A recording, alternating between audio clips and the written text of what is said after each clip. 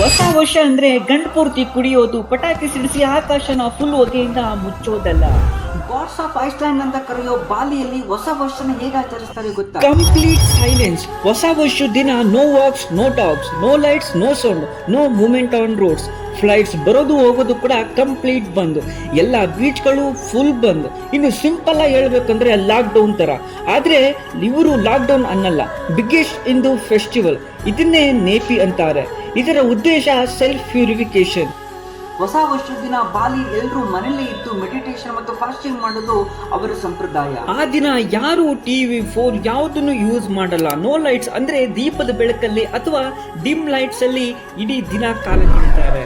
ಈ ರೀತಿ ಮಾಡೋದ್ರಿಂದ ಒಂದೇ ದಿನಕ್ಕೆ 20,000 of ton carbon dioxide emission ಕಡಿಮೆ ಆಗುತ್ತಂತೆ.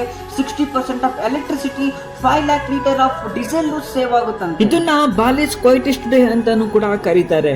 ಎಷ್ಟು ಸೈಲೆಂಟ್ ಆಗಿರುತ್ತೆ ಅಂದ್ರೆ ಹೊರಗಡೆ ಪಕ್ಷಿಗಳ ಕಲರವ, ಬೀಚೋ ಗಾಳಿ ಸೌಂಡ್ ಕೂಡ ತುಂಬಾ ಕ್ಲಿಯರ್ ಆಗಿ ಕೇಳಿಸುತ್ತಂತೆ. ಆ ದಿನ ಪೊಲ್ಯೂಷನ್ ಇರದೇ ಇರೋ ಕಾರಣಕ್ಕೆ ರಾತ್ರಿ ಆಕಾಶದಲ್ಲಿ ನಕ್ಷತ್ರಗಳು ಕೂಡ ತುಂಬಾ ಸ್ವಚ್ಛಂದವಾಗಿ, ತುಂಬಾ ಸ್ಪಷ್ಟವಾಗಿ ಕಾಣಿಸುತ್ತೆ ಅನ್ನೋದೇ ವಿಶೇಷ. ನೀವು ಹೇಗೆ ಹೊಸ ವರ್ಷನ ಸೆಲೆಬ್ರೇಟ್ ಮಾಡ್ತೀರಾ ಅಂತ ಕಮೆಂಟ್ ಮಾಡಿ.